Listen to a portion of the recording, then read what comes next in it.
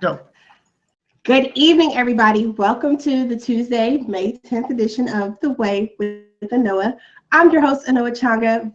Very happy to have you here with me on this lovely Tuesday evening.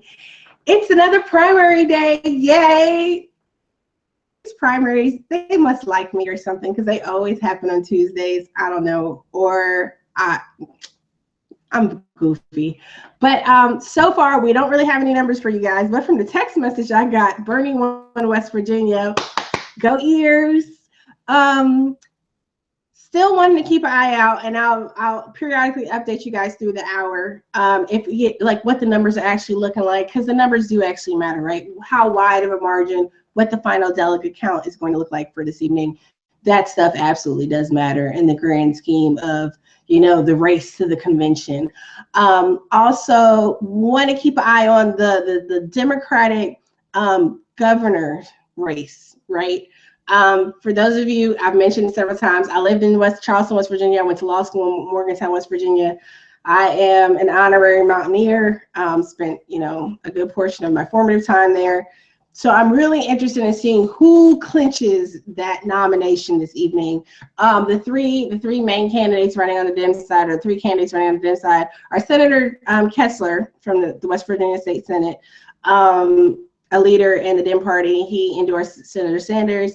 The Attorney General, Booth Goodwin. I'm a little biased because I've actually met Booth Goodwin, and a good friend and mentor of mine is like his son's godfather, apparently. And shout out Trent Redmond Law. Trent Redmond has been a very influential person for me personally. So he has gone so hard for Booth, and I've gotten to know Booth. Just I met him, like I said, just in passing, Boy Scouts. But that's such a really genuine and nice person. I think when you talk about Senator Kessler or Attorney General. I said Attorney General. He is not the Attorney General. He is the United States Attorney. He recently stepped down to run for governor. My bad. Excuse me, all. He is not the Attorney General. The Attorney General is someone who I wish would get replaced very soon. But no, Booth Goodwin was the United States Attorney for West Virginia, for the Southern District of West Virginia. So, forgive me, everybody. But anyway, so it's going to be really interesting. I would love to see either of those two guys really pull it out on the Dem side. The other candidate running, why he's running as a Democrat, this is what's very interesting about, Democrats. Earlier today, some followers on Twitter and I and Ben and others, we had the Witch Blue hashtag, right? Jim Justice, coal baron, the only billionaire in the state of West Virginia, is also running on the Democrat side for governor. Jim Justice is a notorious coal baron. He has numerous mines in Kentucky, West Virginia, and elsewhere that have violations, all types of occurrences. It's fascinating that he's running as a Democrat. I mean, West Virginia has a fascinating history, Democratic history to begin with. They're very, the current governor considers himself a conservative Democrat. You have Senator Joe Manchin, who is allegedly a Democrat, on paper anyway, who also considers himself a conservative Democrat. So really hoping, people in West Virginia have been through a lot over the last several decades, right? I mean, people have been through a lot. There's a lot that's going on in West Virginia, in terms of, we saw with Senator Sanders and Secretary Clinton campaigning, there was a lot of discussion over jobs and coal. And with Senator Sanders going to McDowell County, a lot of people make jokes about West Virginia, about the poverty, about the education level people. But what a lot of people don't realize is that West Virginia is full of some of the most resilient, passionate, and dedicated people I've ever met. Yes, I'm still young, but living in a lot of places, the people that I met and got to know, particularly during my experience with the West Virginia water crisis, people are very resistant, resilient, they're very engaged and empowered. But, when you have a system where you have your Democrats and your Republicans, when you have your party system, basically, or you have your government, it's completely lock, stock, and barrel. When you have very few advocates, grassroots, organizers, you have very few advocates in the system, it can seem like a very daunting and uphill battle. It just seems like people are fighting battles on so many different fronts. I'm sure some of my friends who organize and work, in low income and inner city communities across the country, people who might, maybe if you do immigrants' rights work, you might understand that feeling of feeling like both sides are against you. So when I look at West Virginia and I look at this election where we're having right now tonight, the primary results are coming in. This is an opportunity for West Virginia to break away from traditional held notions of political ways of thinking and doing business, and really finally putting their foot down when it comes to industry, primarily the coal industry. Coal is king in West Virginia. Coal is king. But it's there were some issues last week. I'll just recap a little bit, because I really thought I'd have a lot more time to talk about primary. I thought this would be like other weeks where the numbers are dragging in, or they're not going to actually call it. MSNBC called it like right away. I just got the text from Bernie that West Virginia went for Bernie tonight. And there was a tweet, some local West Virginia commenter saying that West Virginians voted for Bernie Sanders because they wanted to troll Hillary. Here's the thing about anyone that knows anything about West Virginia, right? West Virginians are very proud. They're very determined, and they're very stuck in their opinions and their ways, for better or worse. Voting for Bernie Sanders is as much about what people want to see and believe as they see the path forward for leadership for themselves, as it is rejecting that hoity-toity, highfalutin way of doing business that has done nothing but continue to poison our water, that's continued to, deprive our children of adequate opportunities, engagement, left an economy that is devoid of real economic engagement. There's like no diversification in economic options. Really, we talk about so many places, like if any of you checked out the Millennial Roundtable, some of the candidates, I believe it was Bianca Pecco from New Hampshire, made this point. I think a couple other candidates might have made this point too, about having to find ways to attract youth and young professionals back to the state, and talk about New Hampshire. You have the same issue in West Virginia. One of the conversations I've seen people have is, how do we stop the brain drain on our economy, losing some of the brightest and most talented people? Like after the water crisis, for example, in Charleston, there were so many people, myself included, who left the state. You know what I'm saying? There's so many people who leave after graduating high school and go to other schools because they're recruited and offered more opportunities.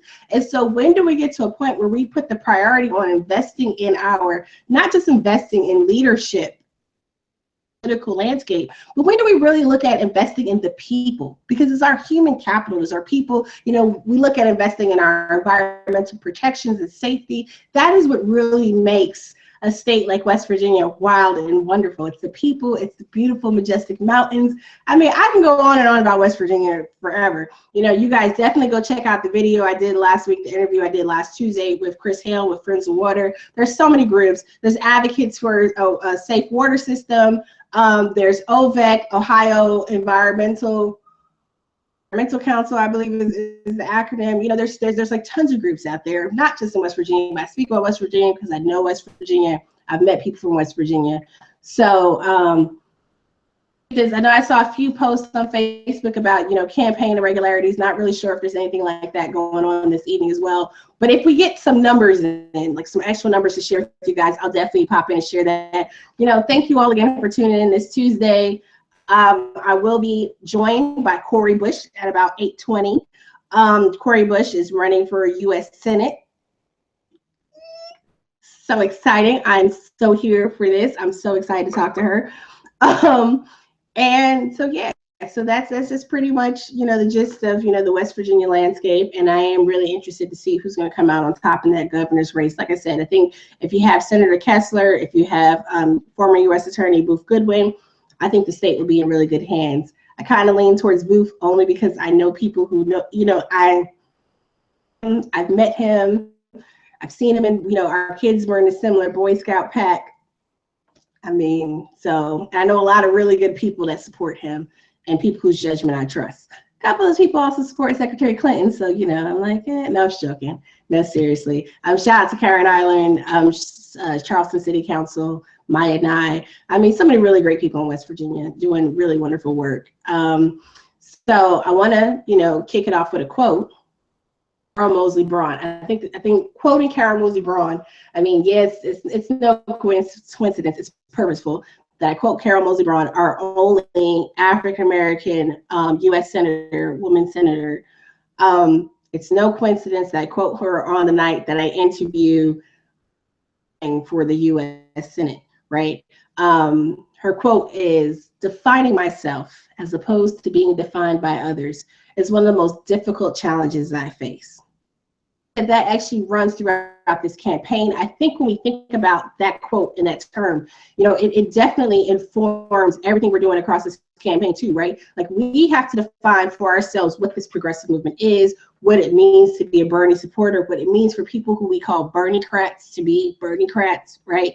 You know, defining ourselves, self-determination, it is so intrinsic to the work that we're doing, and finding a need to rebuke and refute false narratives of like the Bernie bro, the overzealous Bernie supporter, the out of touch Bernie supporters. I saw some piece earlier that said that, for example, 50%, I think it was 50% of those who voted for Bernie Sanders this evening, they were saying that they would vote for Trump in the fall if he was the nominee. Well, you know, they would vote for Trump, right? If I was given their choices in the fall. And they were like, well, shows what that means about the Bernie supporters. Statistics are really interesting thing. We have this internal dialogue going on here at the Progressive Army about exit polls and statistics and numbers. Statistics can mean whatever the presenter makes them mean, right? You have these raw numbers and then you make them fit a narrative. To say that Bernie supporters who voted for people who voted for Bernie Sanders in West Virginia, now I'm gonna be real, I know quite a few Republicans in West Virginia who did vote for Bernie Sanders. More conservative leaning who also voted for Bernie Sanders, but they do not like Hillary Clinton for the variety of reasons they do not like her. Now, some people say, well, people voted for her in 2008. Yeah, it was a very different landscape and climate, I think, politically in 2008. And I think a point I saw also, to quote someone from Twitter, that, you know, people are tired of establishment politics. When in 2014, when the House, the West Virginia House, well, West Virginia legislature was an 80-year Democratic stronghold, and Republicans basically ran on the fact that, oh, you let the Dems run, they've been doing all this stuff, they're so bad for you, blah, blah, blah. It was like some of the lowest, as abysmally low voter turnout. You know, the Democratic Party absolutely dropped the ball. Republicans take over the West Virginia legislature and come in. You know, they try to push through all these different crazy, and everyone's like pulling out their hair once the next session comes in, because it's like, oh my God, they absolutely gutted the water protection bill that many people it was a bipartisan effort in the 2014 session. By 2015, they have gutted it. It had everyone convinced that it was a bad idea, and industry supported. So, you know, what does that mean? It means that people are tired. People are tired of the same old, same old. They want somebody different. They want somebody new. And no, they're not going to line up behind, you know, your standard barrier of establishment, because the establishment has not paid off from the hills to the hollers to the hood. I mean, we need change. We need real change. And we continue to look forward. We continue to talk about, you know, I'm really enjoying talking to progressive candidates who are up and coming. There's all this hoopla about Bernie not supporting down ballots. The way this movement is growing, we are supporting down ballots, right, guys? Like, we are providing the tools, we're providing, you know, the opportunity, the funding for those of you who donate and help fundraise. We're helping to build this movement. There are some really great groups out there. I just found out about Grassroots Select. There's brand new Congress, which is looking towards 2018 and not really in place right now in 2016. But Grassroots Select, from what I've seen, is working here in 2016. You have Democracy for America. There are all these groups out there that are on the same page as us. So we need to figure out how to leverage opportunity, right? Because yes, Bernie Sanders, it's great to be working for him, to really be grinding and supporting him. But we have all these other people running and all these other races that we have to figure out as well. So I'm really excited to talk to Cori when she comes on here with me. This is awesome. We'll get into a few headlines. So I'll check in and see what's going on the Republican side. Apparently, Ted Cruz has said, we'll see where this goes, but Ted Cruz has said that he will jump back in the race. He'll reactivate his campaign if he wins Nebraska. Good luck with that, bro. There was also some talk earlier in the week about whether or not Romney would jump in as a third party. There's basically a committee that's coming together to see if that's possible. And some of the Republican rank and file is starting to meet with Trump and get in line. So we'll see how all that shakes out on the other side. tend not to focus on the other side because I'm kind of progressive politics focused. We do really need to know what else is going on, who we're going up against, and what kind of challenges and obstacles we may be facing in the long run. But let me see. So that's Cruz. You know, he might be restarting his campaign if he wins in Nebraska. The Republicans have West Virginia and Nebraska, I believe, tonight. It was really interesting. Some hoopla happened on Twitter with his wife. His wife made his struggle, I guess, slavery with the fight to end slavery or whatever. She said it took 25 years to abolish slavery. I'm not really sure what points she's counting. You know, she got some pushback from, you know, DeRay and others on Twitter. I find it really interesting when we choose to call out the ignorance and privilege of, to kind of piggyback on Ben from the other night. It's easy to call out the other side. It takes a lot more courage, I think, to call out people on our side. Similarly ridiculous commentary. I think people are more than like, we give people passes when we should not give people passes. If we're going to go hard on people on issues of privilege and racial justice and things like that, then we need to be consistent across the board. The other thing that was really interesting did not happen this week. It happened a couple of days ago, but the hoopla, the brouhaha. Last week I started doing my like sister circle shout out. I have to figure out a better name for it. But I was going to, there is a picture of these phenomenal graduates of West Point, right? It is a group of them. It's like a dozen of them. They're graduated from West Point, and there is a big hoopla over the fact that they pose with their fists up.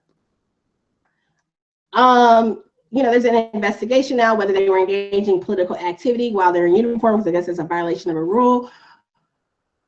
Discussion now about whether or not this was appropriate. Should they have, because they put their fists up, what does that mean? I mean, you would have thought they were throwing up gang signals while in uniform, or something else equally offensive, right?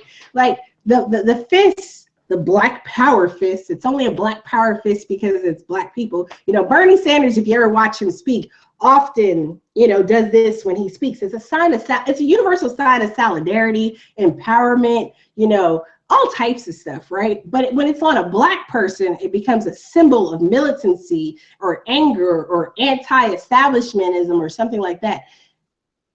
Do we allow black people, and in this case, black women, to just express themselves like anyone else, right? In the air is a symbol of so many things, a symbol of triumph. You know, I think about when I first saw Nelson Mandela. When I was a kid in the 90s, Nelson Mandela came to Harlem as part of basically his victory tour, right after he was released from prison. We didn't actually go. We were living in New York at the time. We didn't actually go down there. It was too crazy. And I was probably about 11, I guess, maybe. But I remember watching it on TV with my grandmother, and it was the most amazing thing I had ever seen. All these people from all over the place.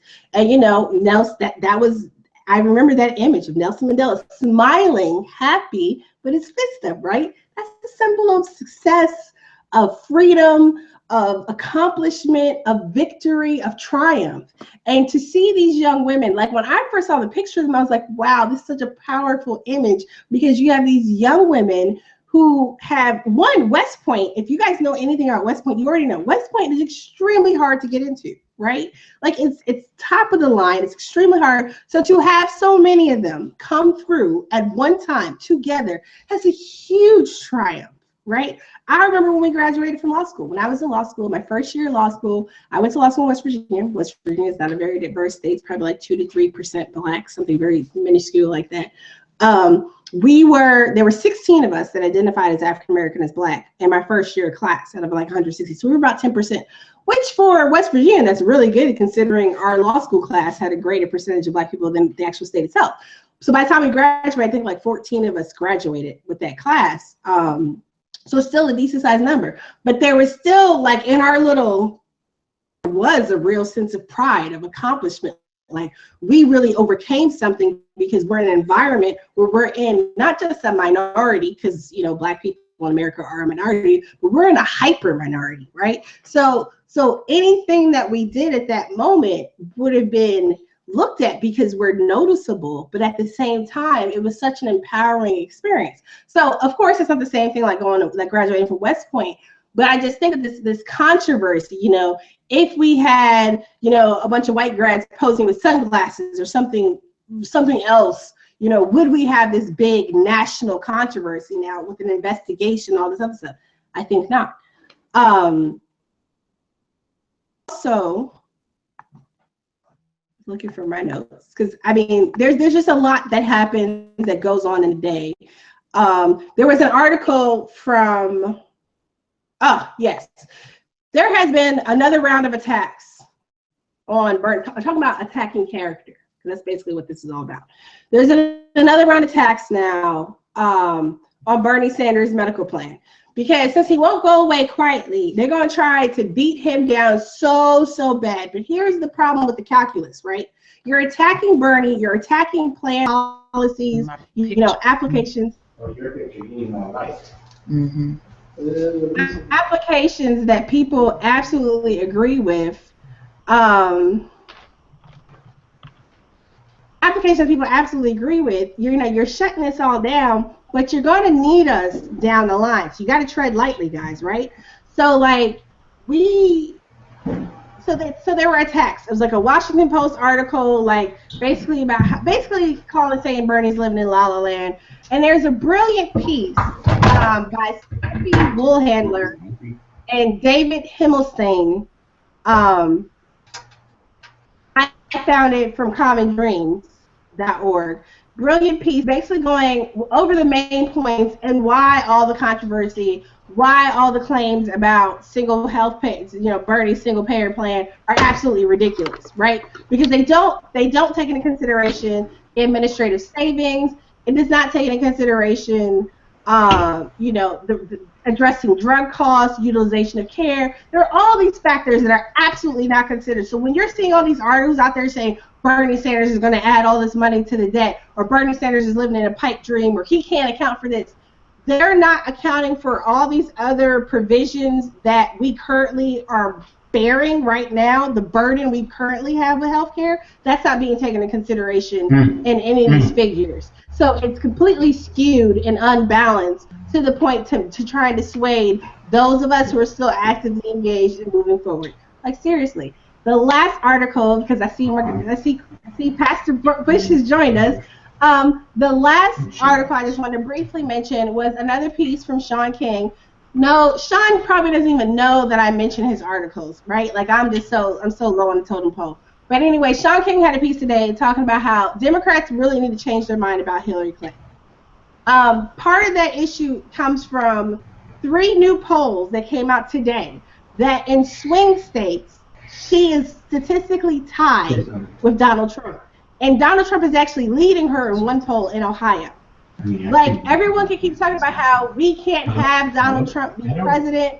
We can't have, we can't have. You said you want me to test it? No. We can't have Donald Trump be president. We can't do this. We have to stop him. Y'all should have thought about that the past few months. Everybody that's been hanging out on the sidelines, everybody's like, oh, this is a disaster. Oh, this. Y'all been playing really comfortable, and you've been trying to play both sides of the fence. Yes, Elizabeth Warren, I respect you very much, but I'm most definitely talking about you. We can't say now we need to stop Donald Trump. This is the monster that everybody created, and I blame right at Bill Clinton's feet, right? Bill Clinton, reportedly, there are tons of mainstream news articles that document the conversation. Bill Clinton met with Donald Trump before he announced, along with the political strategist, to discuss his strategy before he ran. Who's to blame if Donald Trump becomes president? Not me, because I don't support your girl. That's on you guys. My focus, if that is the outcome, is on making sure that we have really great people, in Congress to make sure that we can get stuff done despite. But I really think that we do, the point of Sean's article is that we really do need to rethink what we're doing right now, because in every matchup that's happening, she's barely beating Donald Trump, and in the case of Ohio, she's actually losing to him. And Bernie Sanders, of course, continues to blow Donald Trump out the water. I don't know if it's that a lot of people didn't realize that the difference that you had to vote for Bernie in the primary, and if you didn't, I don't know what the difference is, but there's a lot of people who would support Bernie Sanders in the general election, even though he's down right now in terms of pledged delegates. So what can you do? You can get on the phone, you can phone bank. If you are in New Jersey, California, Oregon, you can canvass, get out the vote, do whatever you can. Face bank is a new thing people are doing, but do your part. But don't stop there. Continue to organize and engage in your actual community so that you have built, the base for helping to engage people in your state and local elections as well as congressional races in your area, because that's equally important, right? I mean, I know that we're still very much focused on the presidential election, and I'm not going to talk about the Green Party right now. We can have a Green Party conversation soon, but not at the moment because we're still very much in the midst of Democratic primary season. So I am ready to turn it over. I am so excited. I just read an article today called Protest Politics, Black Women in Leadership. I was so excited to see an article written so powerfully about the woman that we're going to talk to right now, Pastor Cori Bush. Very exciting. This article is in today's Huffington Post. It is written by David Ragland.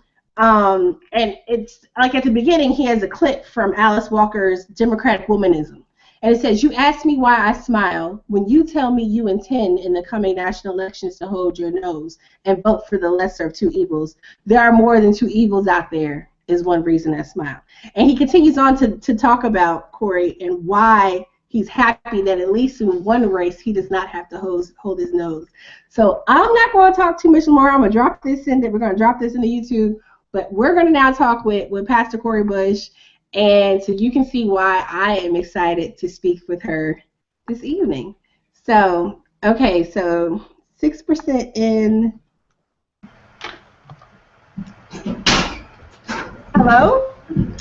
Hi. Hi, how are you?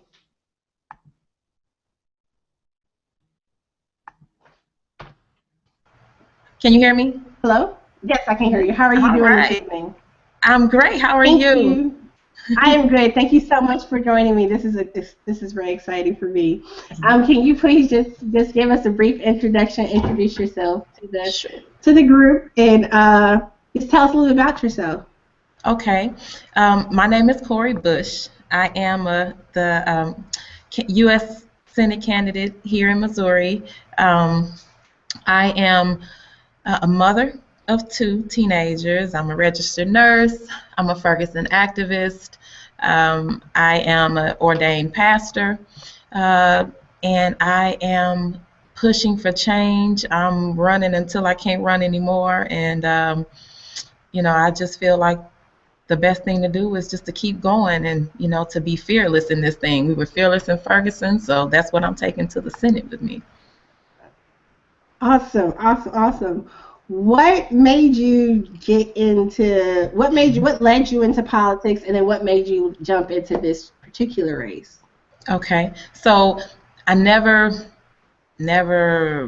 I guess, really thought about being a politician, or especially not a U.S. Senate candidate, not going to Capitol Hill.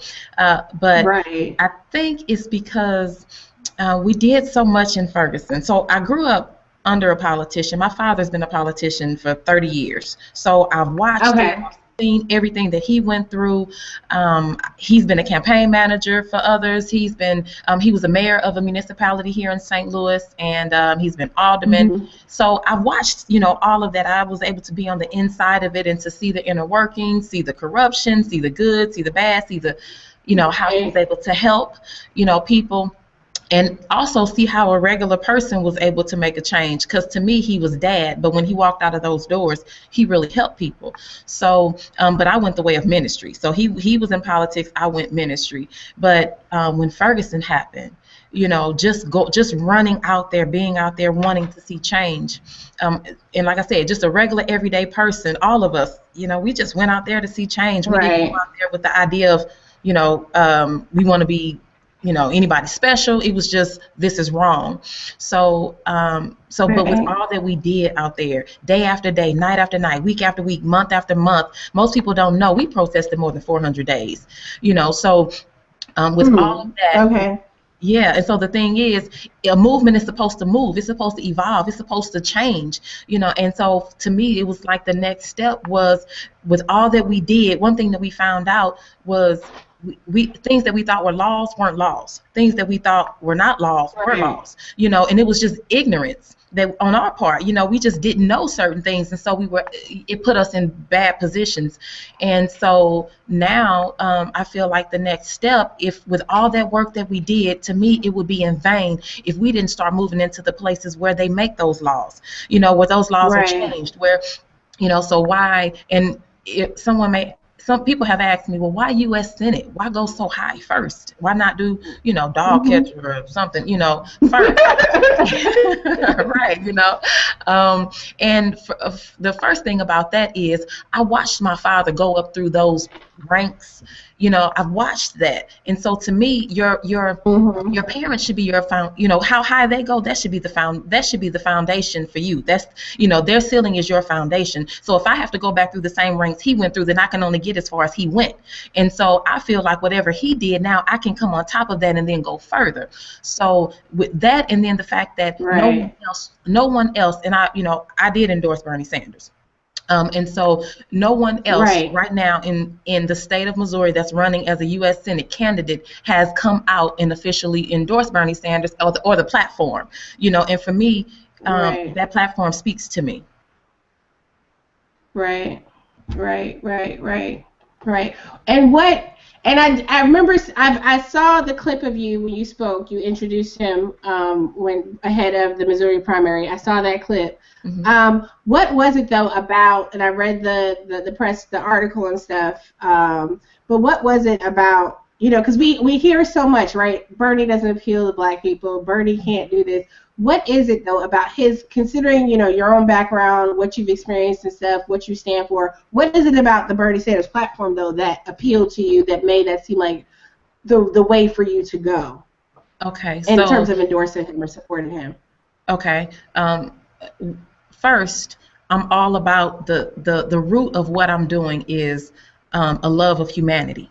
Regardless of who you are, regardless of who you are, what you've done, what you're still doing, what I think is right or wrong, just loving humanity. I think that that's what's missing in the United States Senate right now, is people that just start off with a love, letting that be the prerequisite for the position, So and so with that comes genuineness. With that comes humility and so.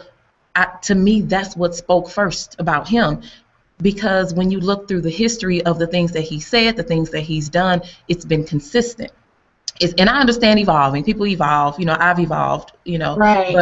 But when this man has been speaking to the issues that have faced people, the marginalized communities and communities of all different kinds that cross different demographics.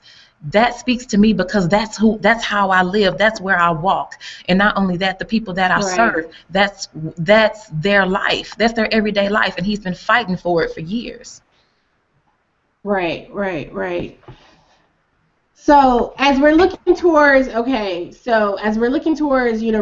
Missouri, what are some of the issues, the needs and priorities that you're seeing that need to be at the forefront in Missouri that are not being addressed currently, or that need to be better addressed? Okay. Well, for one, Missouri, let me start with St. Louis. St. Louis is number one on the FBI's crime list. We're number one in homicide rate across the country. Kansas City, I think, is 12 or something like that. Missouri has a D rating in education. We are the most unbanked community in the country. We have more check cashing places than we have It seems like almost anything. Well, what I was told was we have more check cashing places than we have McDonald's, in our state. We have we have Wow. more people in this state than any other state that do not have bank accounts. So all of those things seem to tie in. They tie into each other. I think that you can't address and then poverty is such a big issue, but you can't address our education system without addressing the poverty, and you can't address the poverty without addressing the education system, and then you can't address either one of those and leave out the criminal justice system. So I think all of those are tied in, and tied in with that is the school to prison pipeline. Missouri was #1 for school suspensions for elementary students. It's like 27% of the black elementary students in this state have been suspended from school. And so with all of those things being the forefront of what some of the problems that we're facing, who is really there to speak to those issues? And it's not just those issues, but those are some of the first things that I'll be addressing. Okay. And how do you feel? I know you talked a little bit about it in the beginning, but how do you feel like your experience as an ordained, in ministry and community activism, how do you feel like that has informed your campaign as you're in the process of running for office? Well, first of all, to take off the eyes of judgment, and some people actually think that that's the problem. They, I won't say problem, but they automatically assume that I'm judging, that I come in with a place of judgment, and I don't. I stand for human rights. I stand for equality, and so I think just the fact that the core of my Bible that I read is love. That's what I want to bring. That's what I want to bring to the world. That's what changes the world. That's what changed me, because I was a different person some years ago, a completely different person. And that's why I have to stand for everyone. And people disagree with me when I say this, but even when we're talking about let's talk about criminal justice, and we talk about police accountability. I'm not anti-police. Yes, I'm a Ferguson activist, and I stand on that. I organize protests, all of that. I stand on that. You can't take that from me. And if it's a protest breaking out tonight, I'm out there. But the thing is this: when you want the accountability and we want accountability, we want transparency, we want to get away from the brutality and it's foolishness to me. But the issue is if there was a person and they said, oh, well, he was armed and, or she was armed and that's why I killed this person. To me, I have a problem with that, feeling like that person deserved it because they had a gun. And people think that that's wrong. They think it's the wrong thing. But to me, at one point in my life, I was a different person. I was that person that could have had that gun. But because somebody didn't chop my life down thinking that I was undeserving to live, because they made that decision as a human being with no different color blood than what I have, because no one made that decision, I'm still here, and I was able to affect lives. Someone came into my life and changed my life, and now I've affected lives all across the country, and so who's to say that person that was chopped down wasn't supposed to be the next somebody that would have changed the world? Wow, that's why I stand. That is so, the way you just put that is just so, it's so basic, right? Like it comes from just a simple, no, like seriously, like a simple, like human, everybody deserves a chance because you never know what can happen for the future. But so many people just completely, just throw that aside and don't even look at the young people or old people in front of them as somebody with potential who could contribute something. Like that is just so powerful the way you just said that. No, seriously, because I think that we need leadership. We need leadership that can stand for people, not just the people who already fit into whatever box that personally benefits them. But we need to stand for the possibilities of people and give them the opportunities to contribute to our communities and society as a whole. I really, that is so, the reason why I wanted to talk to you, and the reason why I wanted everybody to see you is because from what I've read about you and what I read about from watching and observing in Ferguson, I think to see people, take their activism and experience, right, and then step out and choose to lead. We always have this conversation about that transition from activist to politician. Like, how do you see being able to make that transition? Or, like, how do you, or maybe even balance maybe sometimes the tension that comes from having had that foot in the activist world and then having that foot now, in the political arena?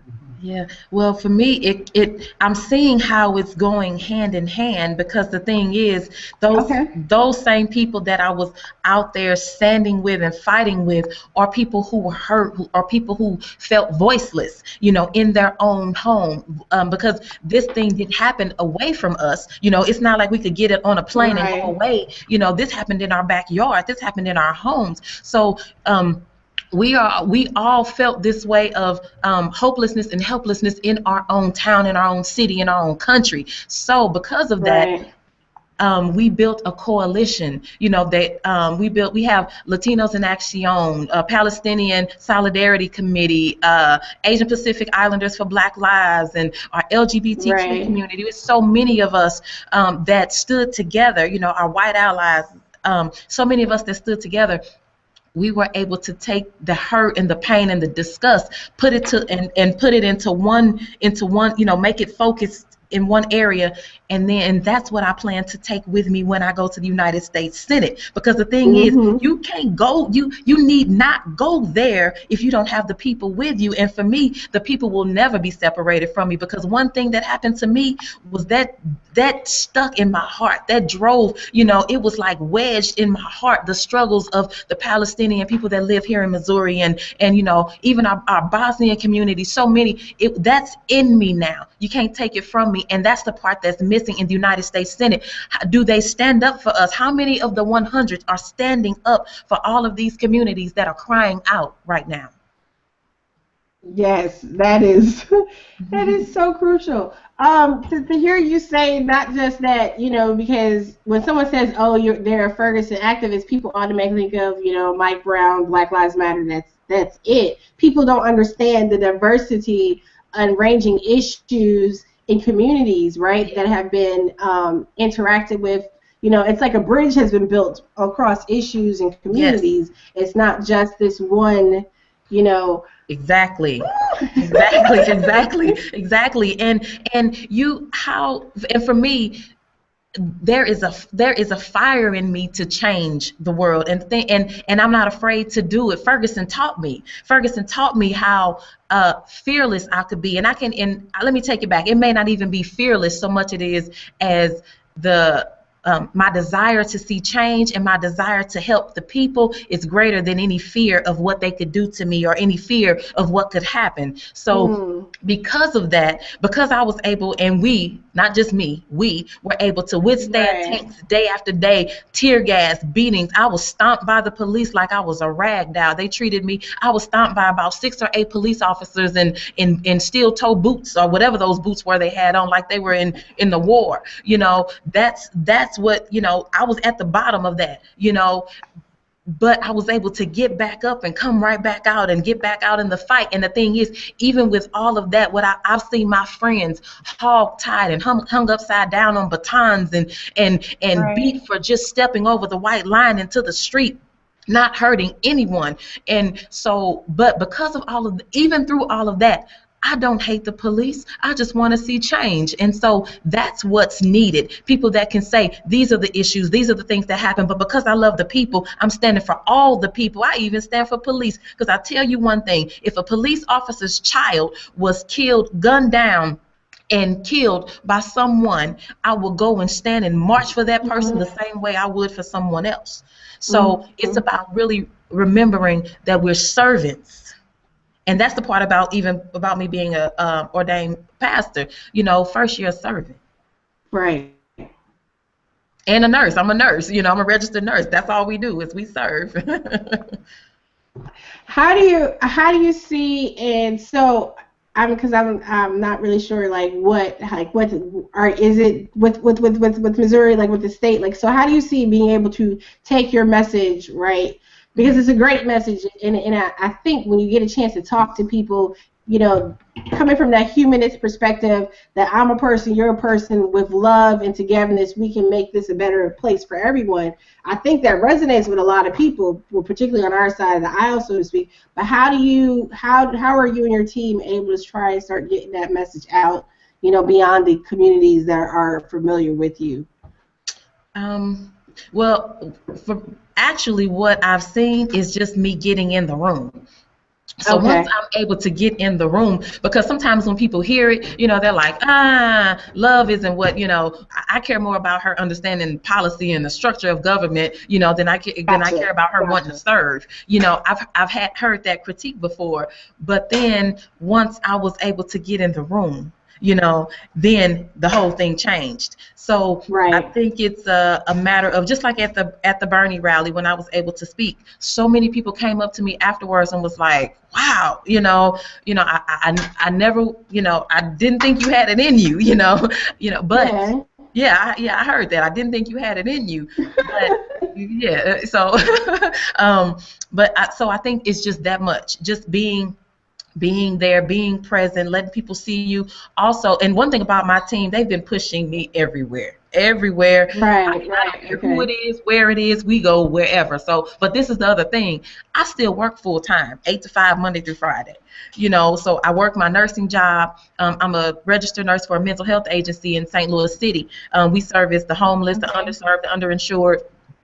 So I spend my days doing that during the day. I'm helping young girls out of sex trafficking. I am escalating situations where people have guns, people have knives, people are trying to hurt each other or hurt me. I'm able to de-escalate those situations, and people go home safely with medication, back into the community. And so, so my day job is completely different than when I get off work and I'm campaigning, but because of the need for change, got to keep going. How do you so this is not even something I had jotted to ask you. How do you do it? Like, how do you manage to work full time? You have a family, you work full time, you do all this stuff, you are all these things to all these people, and you're campaigning for Senate on top of that. How do you manage? Because we talk so much with this, with politics, with all this social engagement, activism. We talk about self-care and work-life balance and things. Those are really great terms we hear thrown around. Right. How do you do it, though? Well, how do you find time?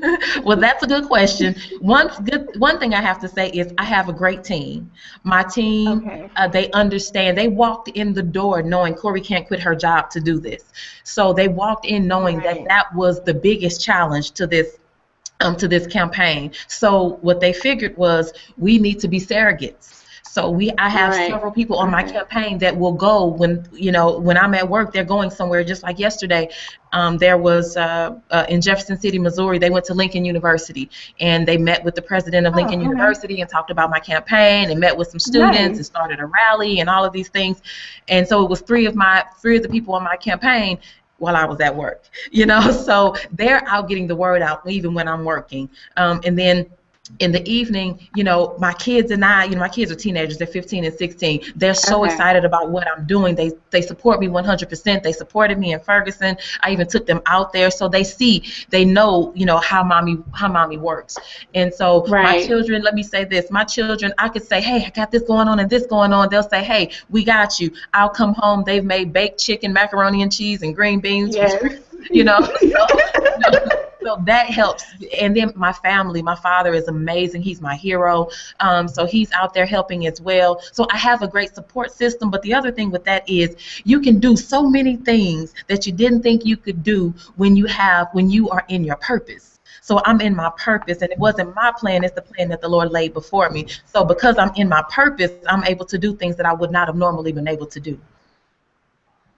Wow.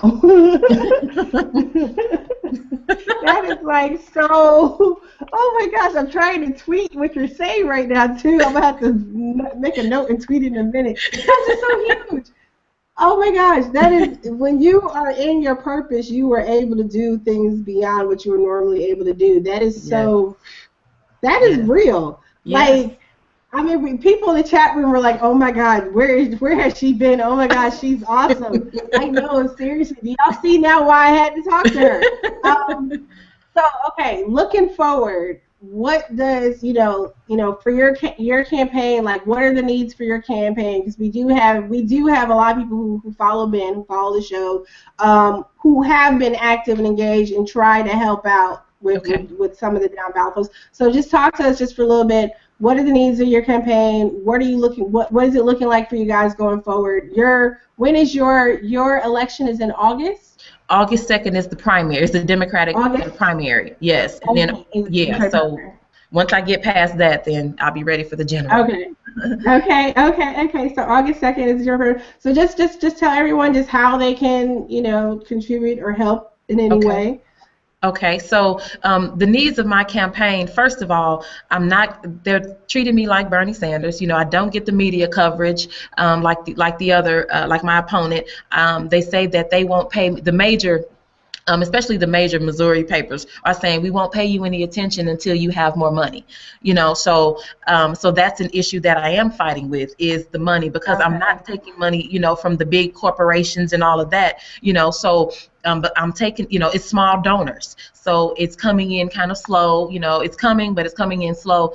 So plus I'm traveling all about the state, and I'm not able to do as much, like I said, because I'm working full time, as far as fundraising, but it's, it'll pick up. But that's one thing that we need. Definitely, we need the word out that, because they're saying I can't be a viable candidate if I don't have all of this money. So what I need is for people to put it out there that the media needs to pay attention to me, number one, and two, to send in money. My website is www.coribush.com. It's CORIBUSH.com.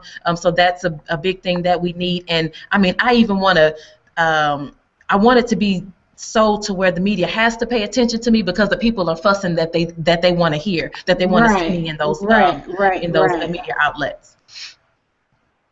Yeah, so I would say that those two things for the most part. Okay. And then finally, just anything, because Ben gets on in a little bit, so I gotta kind of just wrap up. And I thank you so much, and I would love to talk to you again just some more. Yeah. We'll follow up via email or whatever, because I want to, however we can help try to boost your presence, we want to do that. Okay. Because you are somebody that we definitely need, not just represent Missouri in the U.S. Senate, but we need people with your heart and your vision in a Senate making decisions for all of us. Just how do you just any quick final thoughts on how you see things going forward as we talk about being involved in this progressive movement and just building long term? So one thing that I did want to say is, no matter what happens in my race, I know that the people are able to see, especially young girls, regardless of their skin color. Black girls definitely, but regardless of whatever the skin color is, see that, I can be so much more than what they thought I could be. So because I went to a place where I was told that I shouldn't go, because I should be fearful of going to this place running for the U.S. Senate, because I was able to knock down that wall, especially here in Missouri, I'm looking forward to so many others stepping into positions that people said that they could not or should not, because no one in Missouri no black person in Missouri has ever won statewide. So that's one thing that I'm hoping to see. And then also, I think moving forward, having people not be afraid to be who they are and taking it to the next place, because so many times your people come to you and they say, oh, in order to be a congressional candidate, in order to be a senatorial candidate, you have to look this way, talk this way, you have to speak this way, you have to this, and I can't do that. I can only be me. I can't change. That's why I still have these. I rock my braids. I rock my braids because I'm me. I can't. I don't wear pearls. So I right now I have on a Cori Bush T-shirt. You can't really see it, but I have on my T-shirt. I'm who I am. And so that's what I want people to take. Because just think about it. If people were really who they are in politics, how much different would the world be versus somebody saying you must conform to this, and that. Right. The people you serve aren't conformed. The people you serve are individuals. So That's what I want to see. I love it. I love it. So I'm gonna need to get a shirt, and Yes. I appreciate you so much. No, seriously, I need to get a shirt, and I'm going to do. I also admin African Americans for Bernie on Facebook. Okay. There's a group and there's a page. The Okay. page has about 25,000. So I am going to have. I'm gonna get between me or one of the admins. I am gonna get you up on our page in the next 24 hours because you. Awesome. I'm a fan. I'm not just a fan. Like, I'm a part of the movement. So thank you so much for joining us. And again, let's continue talking. I appreciate you. Thank you. Thank you so much. I appreciate the opportunity. Have a good evening, and shout out to the rest of the team. Squad. That's right. Thank you. Bye-bye. So that's the week for tonight, May 10th, Tuesday. We had some numbers come in finally. Like, they called it for Bernie, but Bernie was up. I think it was 48.6 to 42 with 19%, and that was a few minutes ago. So it's still trickling in. You know, Ben will probably have more numbers for you later on. We'll keep feeding him numbers. I'll tweet out some stuff. I'll tweet out more information about Cori Bush. Thank you all so much for tuning in. You know, I know it gets a little weird with, you know, the schedule because we go early on Tuesdays, and then it's even earlier on Thursdays. But y'all just keep hanging with us with Progressive Army. Wrap it up to close it out, because, you know, this is what I do. To quote Shirley Chisholm, you don't make progress by standing on the sidelines whimpering and complaining. You make progress by implementing ideas. We got work to do, Progressive Army. Till next week, thank you.